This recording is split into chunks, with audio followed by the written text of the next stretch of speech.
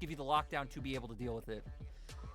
Again, we're starting to see this shift away, like I mentioned. Once the Yuumi banned away, the Sivir and Zeri combination that you would normally have with that champion definitely falls down. And we've seen an awful lot more people prioritizing this Lucian, kind of saying, look, you're not going to take the Nami. There's just no real way you're going to take that solo. It doesn't really work with any other kind of combination to give that same factor. And so we're going to happy to first pick that one. It gives us so much kill pressure on that bot side, especially if we can get an early game jungler. Ooh, and this would be pretty crazy if they go for it, and they do right away. JackeyLove locking in his famous Draven and pairing it right alongside the Nautilus. Now for JDG, we know that we should expect the Nami to be able to come out. You know, they are going to have to be careful of the kill lane, of the kill threat able to come out from TS if they do land that Nautilus hook. And now, again, looking at junglers and where they want to go with these picks, because heck, the Vi still being open. There's still an immobile AD carry on the opposite side you can take down. Wukong, another huge pick left open. And even Poppy. I was so surprised in yesterday's series with how much Poppy just fell through the draft and how much neither team cared to even take a look at her. I mean, yeah, absolutely. I think that the Poppy rose to prominence, and then very quickly, I think people started to find counters to it. It did feel like there was definitive ways of dealing with it. Things like the Sejuani, of course, the Trundle is a traditional counter into it as well. And it just feels like, yes, it started off so brightly, but people have started to favor things like the Vi, like even the Xin Zhao and the Sejuani coming into more prevalence as such. So curious to see what they're going to look for. And interesting enough, we've actually gone through the first 3 picks on both sides. Neither side picking up their jungle. Both sides going, look, we need our bot lanes and we need a good mid lane matchup. Yeah, I mean, this draft has just been so different from what we've been seeing throughout playoffs. Top Esports still going to lean into those jungle bans to be able to come through. Trundle works, like you said, against the Poppy. Also good into the Wukong, so could be setting up for something like that. I think not banning out top laners kind of makes sense because 369 has shown that he's pretty much willing to pull out anything. Like, we've seen him play things like the Vladimir. He's played the Sion this split. He was starting off the season playing Set when it wasn't meta. So where for JDG, you ban out some of these safer top laners who have an easy time being able to lane against anything. So Gnar, Gwen already taken off the table. Heck, Top Esports taking away the Sejuani. Not really much left. We did see the Gragas hover earlier on. Hasn't been played all too much, but it is another champion that kind of just put in topside and can kind of do fine against most champions. Can do fine. Again, something that's not going to have an exceptionally bad time into really any kind, like you just mentioned, but the Wukong does get banned away. So the Poppy, again, still creeping itself down to all the way through this. And again, the Poppy was something that Tarzan said in multiple interviews, that he was one of the vanguards of the kind of the first people to really bring it out, and said, look, the Poppy's early game is so good. You cannot underestimate this champion. I will say, though, we have seen it in the most recent series. The longer the game goes, the longer the kind of, you get time to put items onto your carries, the less relevance this Poppy seems to have. So it does feel like with Top Esports going for this, we're going to need to see some pretty good early aggression coming out from Tian. And now, JDG having to go to the top side. Not many, like, blindable top laners left open. You have things like the Kennen. JDG, I mean, having AP mid laner wouldn't be all too bad to, like, index into double AP, but there's a lot of tanks on the opposite side so far. So JDG may be going to want to go with some physical damage. And we highlighted that 369 hasn't been willing to play a lot of obscure picks that not a lot of people typically see in the meta, both Sion and Set being those, and now the Sion going to be locked in, so having even more frontline. Pretty short range composition coming out from JDG, but tons of engage and all in.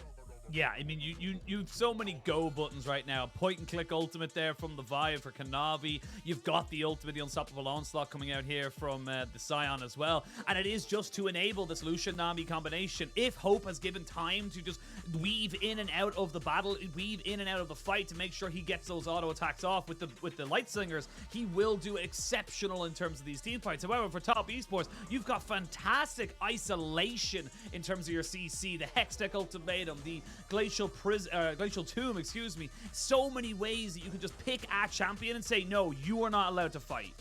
The huge like damage source for JDG is going to be the Lucian, and like you said, you have Camille ult, Nautilus ult, Lissandra ult. You have so many ways of just singling him out, taking him out of the fight, and then there isn't really one left on JDG to do the heavy lifting. Ahri, not the highest damage, mid lane control mage assassin to be able to come out. We have seen people go towards things like Leandri's to try to like bump up that damage a little bit, but still feels like a lot of heavy lifting's gonna be on Hope, and TES have the tools to be able to single them out.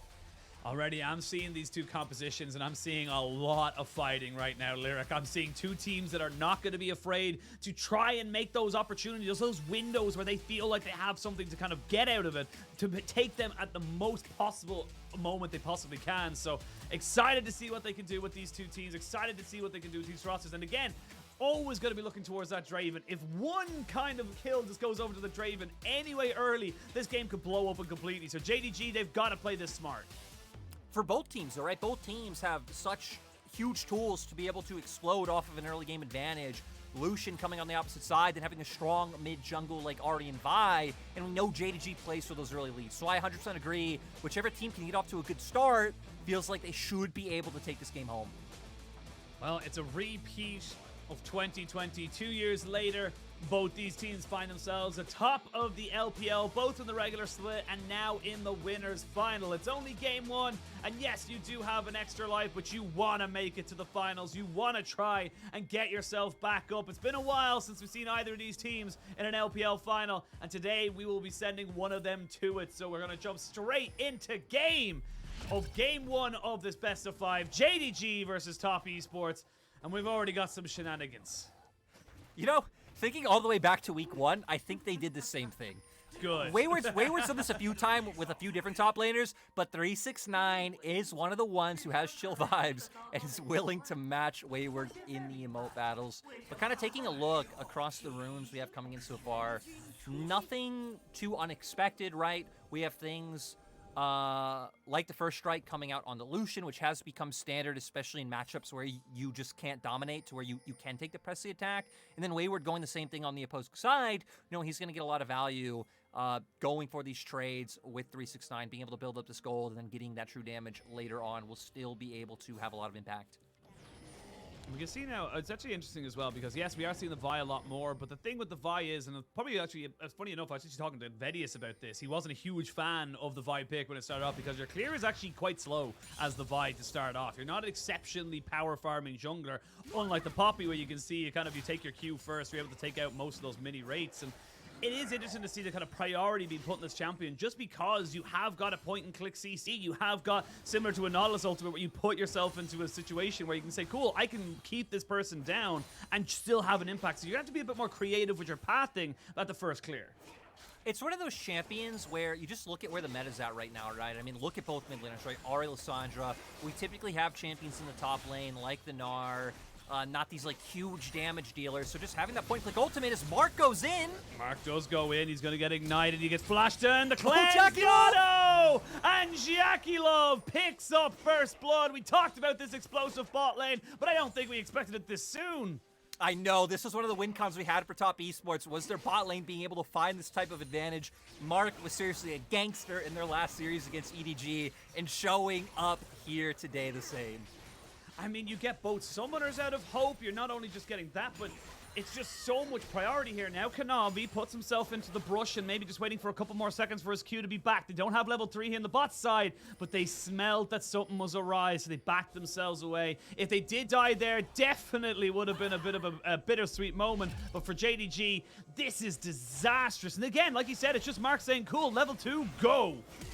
Yeah, right. Instantly goes in, throws down with the hit of the passive. So Cleanse has to come out from Hope and then is able to get the hook as well. JackeyLove following up with the flash just makes it so he is able to find that first blood. Serrated Dirk already on the board against a longsword. So for Top Esports, I think having a pretty kind of easy path forward of just honing in on the spot lane, getting more vision placed down. We can already see them having bot side scuttle and still having that ward on the Raptor camp, and just enabling JackeyLove to push this advantage home and start bringing Knight into the fold. I believe it was EDG in their first game against TES. We saw Scout just constantly making those plays on Lissandra towards bot lane, and now Knight is going to want to take a page out of that book.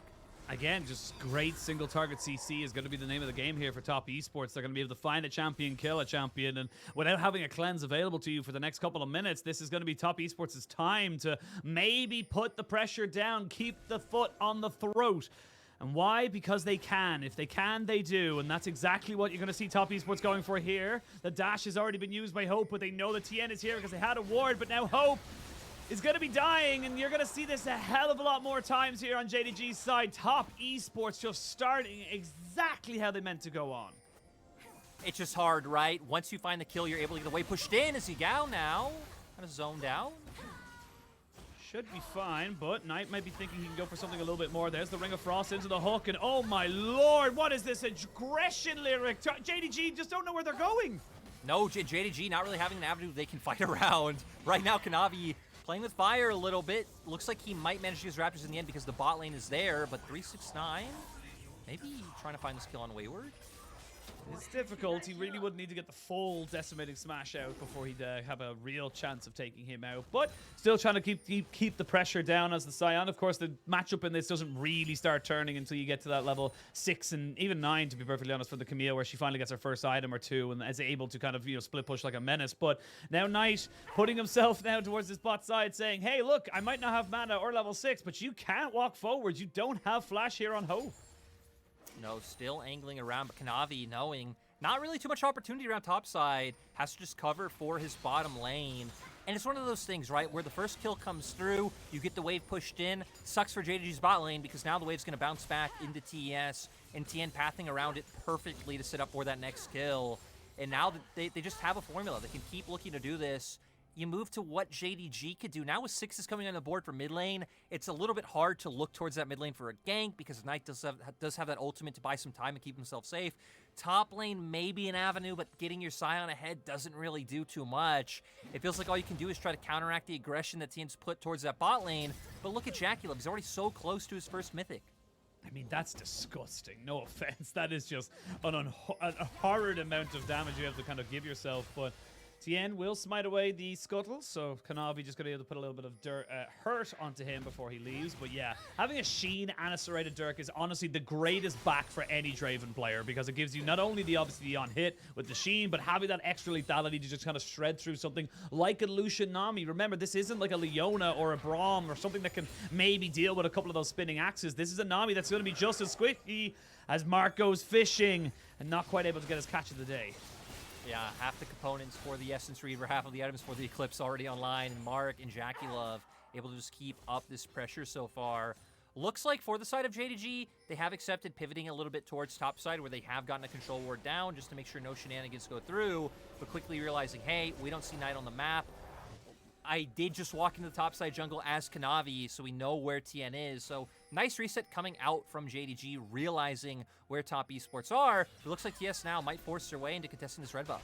I mean, they're going to look for it. Again, this is something that we've seen as more of an adaptation. It's no longer about the early dragons because they're not really something you can take anymore. So when you have got this early pressure, it's more about taking away these buffs. It's more about delaying that level 6 coming out from the jungler. Because again, we talked about it for Kanavi. You've got that cease and desist. It's a huge power spike for the VODS to be able to just kind of point and click, find somebody and kill them. But if you're delayed from it, those opportunities kind of dwindle away.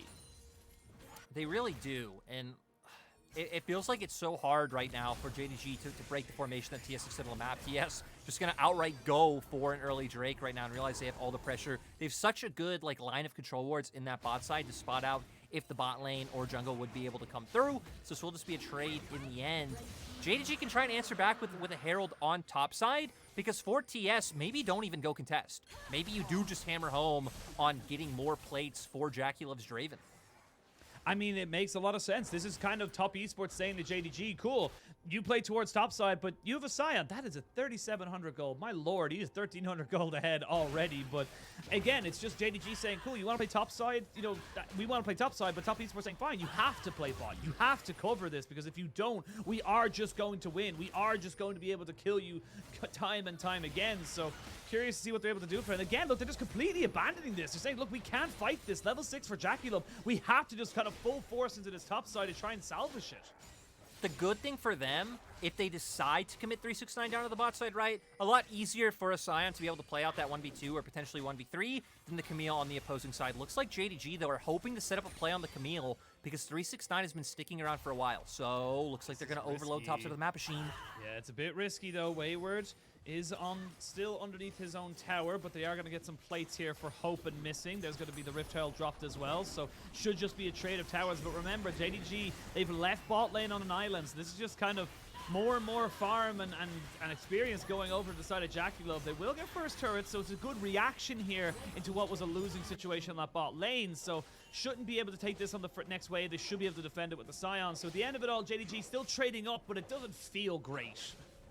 They were at least able to also dodge out on the matchup, right? Because now, I mean, top side lane turret down. This shouldn't take too much for TS to be able to bring this turret down, right? Just commit man advantage, you know, one more time and have the pressure generated to be able to take it. So at the end of the day, you get first turret. You're still down in gold, but hopefully you can try and start dodging out on this Draven, who did just finish his Essence Reaver. Also, 369 was so patient, and JDG overall were so patient for that play on top side. I thought they were just going to pull the trigger with Kanavi's ultimate. But for JDG, now it feels like the plan might just be overloading parts of the map, dodging in on the Draven, and trying to find your pain points and your advantages that way. And that's what it's about now. It's no longer about, you know, playing the way you would have played. It's about finding opportunities that maybe wouldn't have presented themselves otherwise. You have to force errors out of the side of top esports. You have to be a little bit more creative with how you're going for it. And I love what Wayward's doing right now. He's kind of saying, cool, I'm weak side. I can just freeze this for as long as I possibly can, because even if 369 comes over here, he has to overextend in order to reset it. Yeah, will be a slow push going towards him. 369 doesn't have to worry too much. He has flash up and still has his ult available, so even if he was catching, like pushing away this far extended, he does have the tools to be able to get away. But look on the opposite side of the map, and top esports already preparing for this play down on bot side. Knight's the one with pressure in mid because he did commit TP to get back to lane. And this is what we talked about, right? Top esports really only need to commit resources to this bot lane turret one more time and should be able to get it down, but looks like they're going to keep Tian here and try and fish for a pick instead. They're looking for a Tian. It's just hovering around on this bot side, recognizing that Kanavi very much is here, but he knows that Kanavi's here. Kanavi does not know that Tian is here. They have no real vision control here on the river for the side of JDG, and now Tian, very patient play here, and he's not really losing anything by doing this, by the way. Look at the map. None of his camps are really up. It's just that Grompus. We're going to look for it. There's a good hook, but the water bottle goes wide as they go straight in now, and the cease and desist on the JackeyLove, who flashes away. You've got Yagao trying to come in with the Spirit Rush. He flashes forward, but he gets caught out by the Frozen Tomb. They've traded support for mid laner. The bubble is good just to try and catch out the Lissandra. Kanavi is probably one or two auto attacks away from going down. They're trying to trade it back, but Knight stops hope from getting any more damage. And yes, JDG tried to overload the bot side, but top esports were ready. Top esports having the damage available, committing the same amount of resources. Knight was hovering the whole time, so it is going to turn into this bot lane turret, finally broken for the side of TS, and now just building on that gold lead that they've been sitting on. Yeah, 3,000 gold now coming into this one, and yes, 369's having a fine time up in top side, but not really the win condition you'd be thinking of when you think of this champion of the Sion. So have a look at the replay here, because Mark gets a great hook. It's just unfortunate he catches it onto the wall. I gotta say though, the most important thing here is the fact that the culling doesn't connect onto Draven at all. Because you find that CC there, Yagao even does a great job of committing straight onto JackeyLove, dodging out on Tian's knock-up, but there was no other damage to get onto JackeyLove. So now he's able to free hit the whole time on the backside. We saw a really nice ult come out from Knight. They were able to get that initial pick onto the Ahri, and now just able to clean up the rest of the members. Had that damage been able to connect, maybe JDG take it, but TS doing a great job not allowing it through. You have this double bodyguard situation, and a Poppy to Nautilus just able to stand right in front of the Draven. I mean, that's the big thing right now, is that you look at something like the Lissandra, and why it's so powerful into something like an Ahri is because it just has so many ways of delaying you. Fair enough, it might not be able to outright kill you, but it just stops you from being relevant. You can even see there, one Spirit Rush in, then get Ring of Frost, and then had to flash in, try get the Charm, and even then it was just too little too late. But now we're going to see a Hextech Ultimatum onto the Sion here. Decimating Smash kind of slows down everybody. As JackeyLove 3-0-1 now, 2 items, Eclipse and an Essence Reaver finished up here.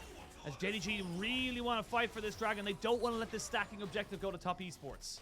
I'm kind of surprised that the Hextech Ultimatum was committed on the 369, but I feel like maybe the logic for TS is, because they have an item advantage, a full item advantage on AD carry right now, was that they feel more confident taking those front to backs and don't necessarily need to play this dive style onto the Lucian, because they know they have more DPS right now if a fight breaks out.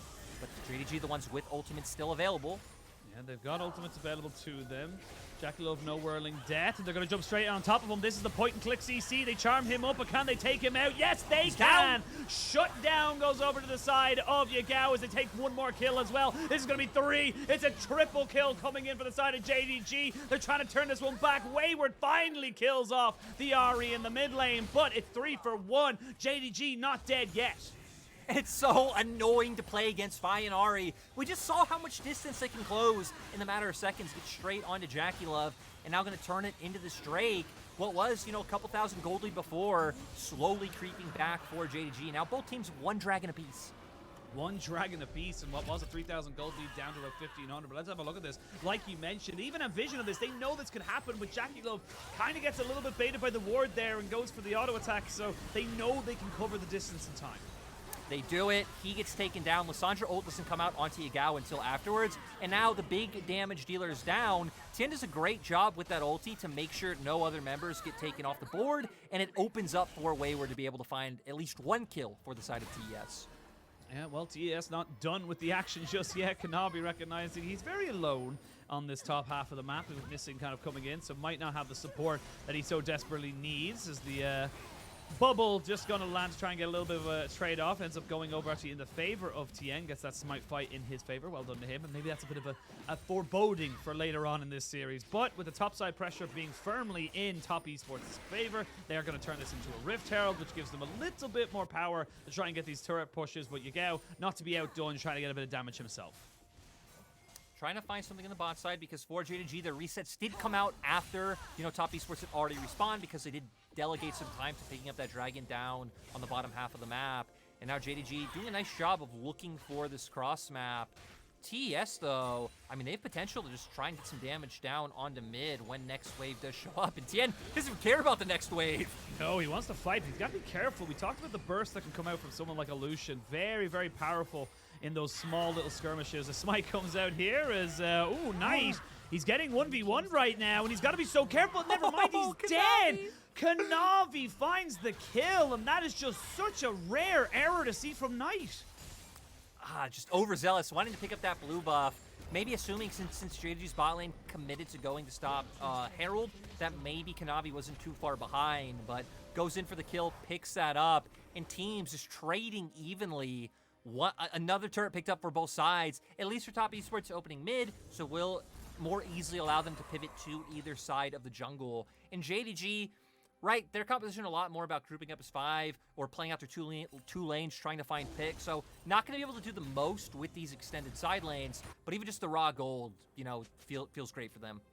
Yeah, Kanavi, despite the start, is 2-0-3. He's got himself 2 items. He's got the Kempuk Chainsword and the Frostfire Gauntlet. So now JackeyLove, ooh, you got to be careful. Yes, he is a half item ahead, but Hope with those 2 kills in that last fight is right back in this game. And all of a sudden, Lyric, it's only 400 gold. This is not an exceptional lead. Considering where we started, I did not expect to be here pre-20 minutes.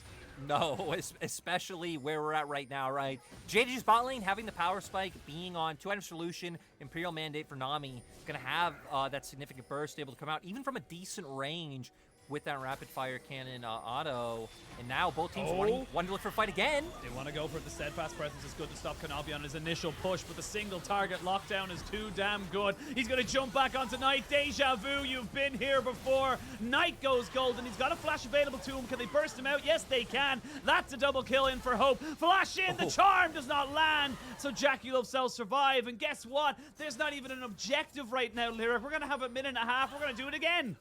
That's why I was so confused. I'm like, wait, both teams posturing in River right now. Look at the timer. Still a minute and a half away. What are we here fighting for? But JDG, they just see an opportunity, get JackeyLove's flash, and are able to take the fight from there. And Hope, better be careful, buddy. He has Hextech Ultimatum online. I understand he has 2 members behind him, but still, you go just a bit too far, you'll be bursted out. We'll see how this all starts. They spot the members of TS out, throw the tidal wave. This is what gets JackeyLove's flash initially, and it sets up for JDG to find the pick onto the Poppy. I believe Missing was able to land a bubble on him as well, and now with the members of TS just so split, it makes it easy for JDG to run them down one by one.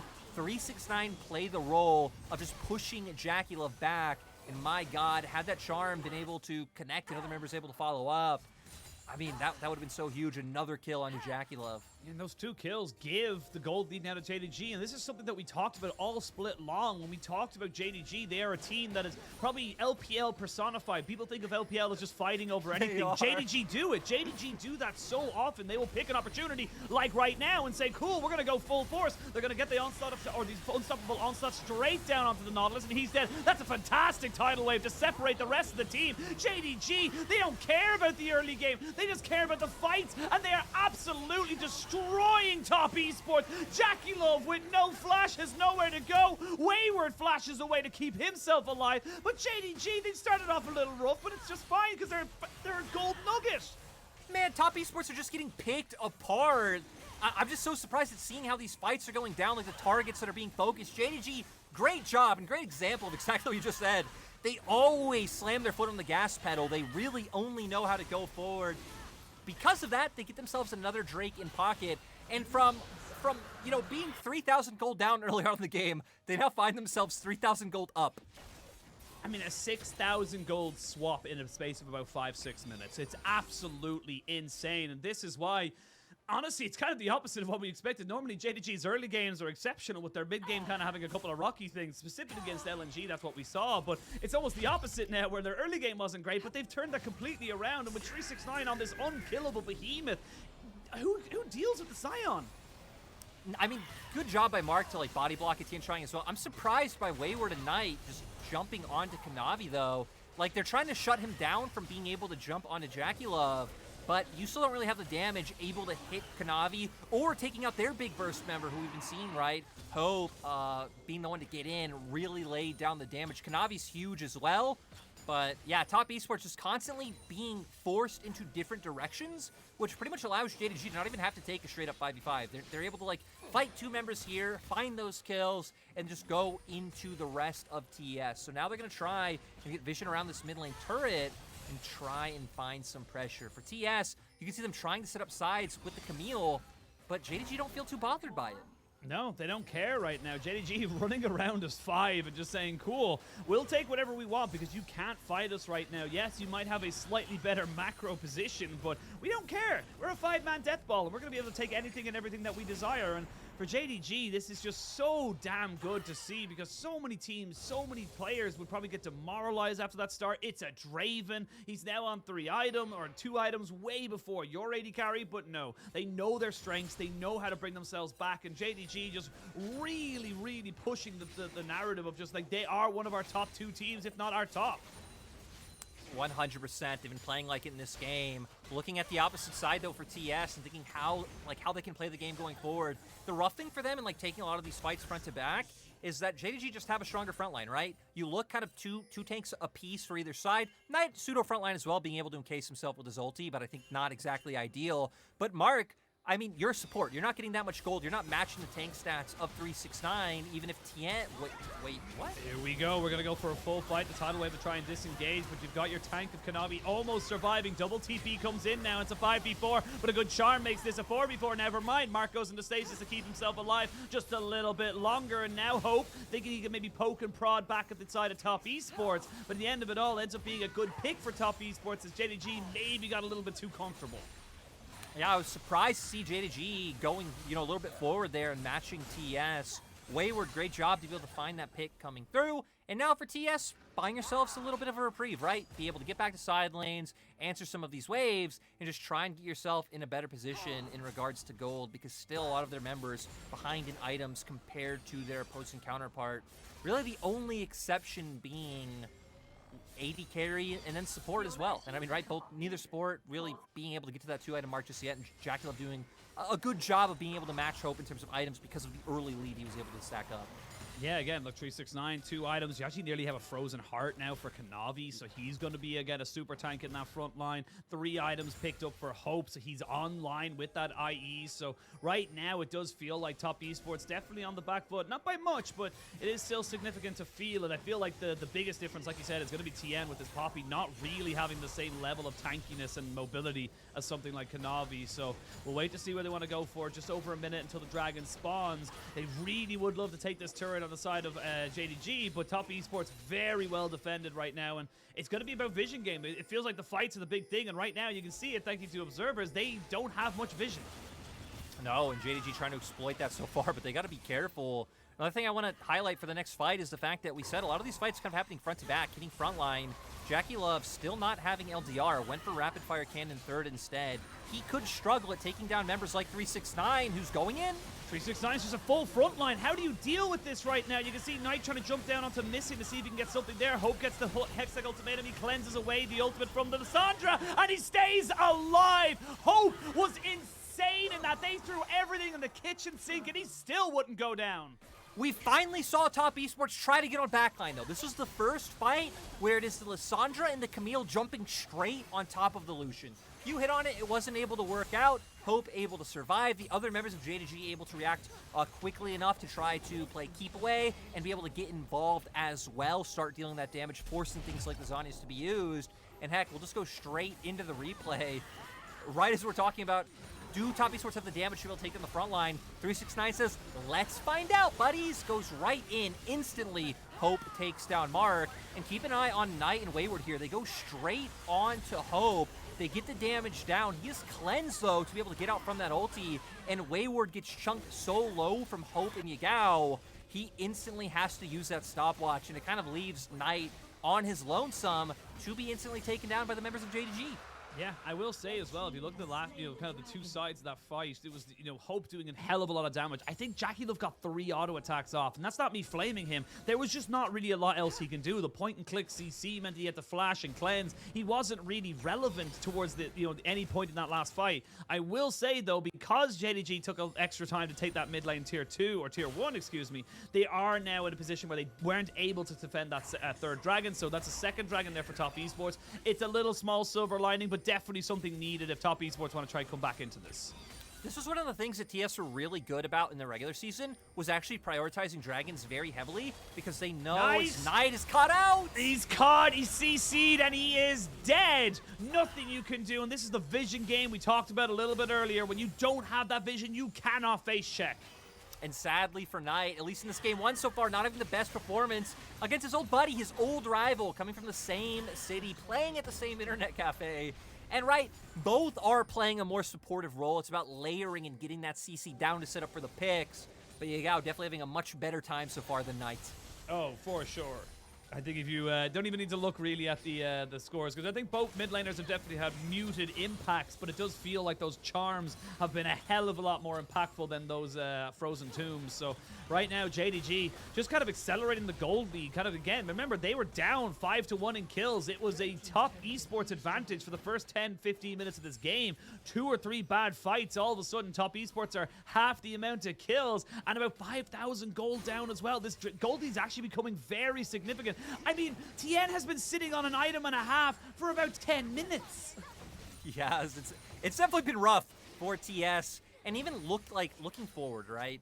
One of the big things to look at when we have so much CC on both sides and both teams are really playing for these picks is flashes and summoner spells. JDG have all their flashes up and just summoner spells up across the board. JackeyLove, no flash. Knight, not sure if it's available to be ready to change, but no flash up right now. Wayward, no flash up right now.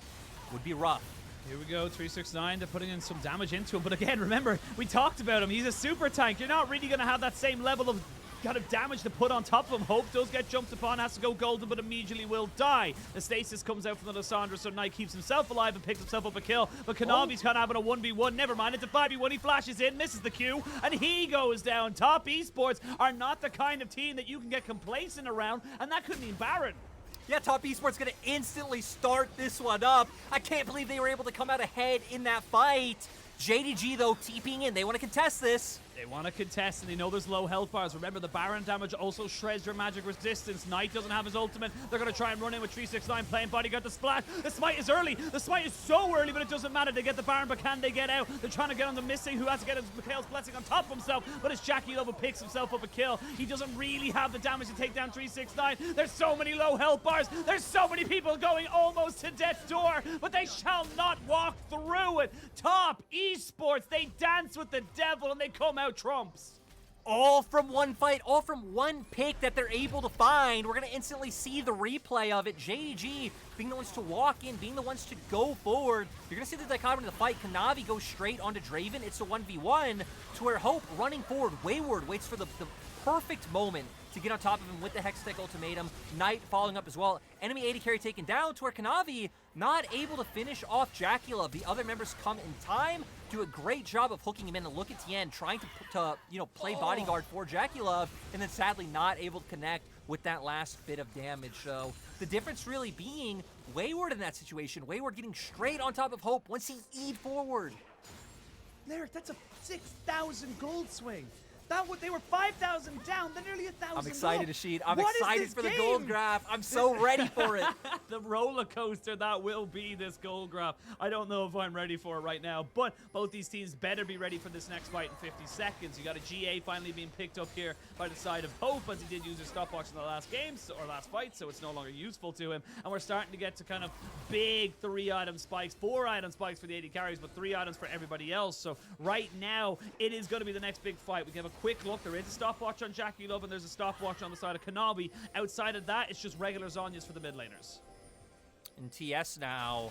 Oh, They're going to be the ones to start it off. They're going to go in. There's the stopwatch we just talked about. That's a good ultimate there from 369, who gets booted out of the fight by the Poppy. They get the ultimate down from the Nautilus, and he separated out Hope, who goes in the GA, but this is usually the delay for the rest of your team to come out and help you. Knight is just keeping everybody at arm's length. Flashes beautifully, and we talked about Knight having a little bit of a muted performance so far. He's finally come into this series, and it is going to be Top Esports getting out of that fight on top.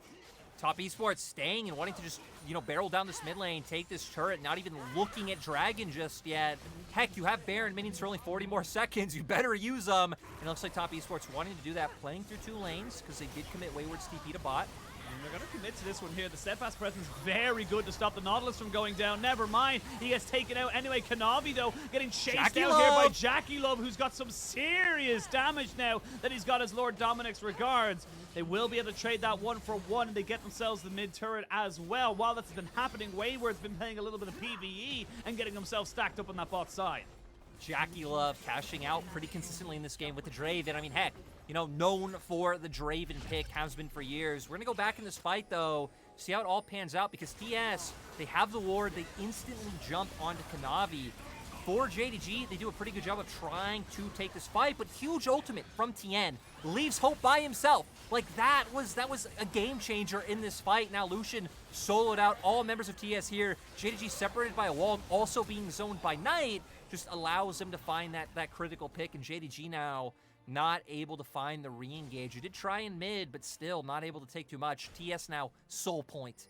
Yeah, soul point now to TES. They've got the serious amount of Baron play working for them as well. They cracked open the base, and only really the top side, where there's actually quite a lot of standing gold, funny enough, because they haven't even taken that tier 1 yet. But this game has been the definition of back and forth right now between these two sides. I will say, though, you have to be a little bit careful here as the side of 369. You're tanky, but I don't know if you've got enough damage or enough resources to try and keep you alive for long. The Hextech ultimatum goes down on top of them. They're going to have to use a tidal wave as well. It's a little bit of a bounce house. As you can see, Knight and Mark put themselves onto the back side, and Tian as well, trying to make more use of this. And I think JDG, they thought that 369's tanky, but we're into the ultra late game. He's just not going to survive.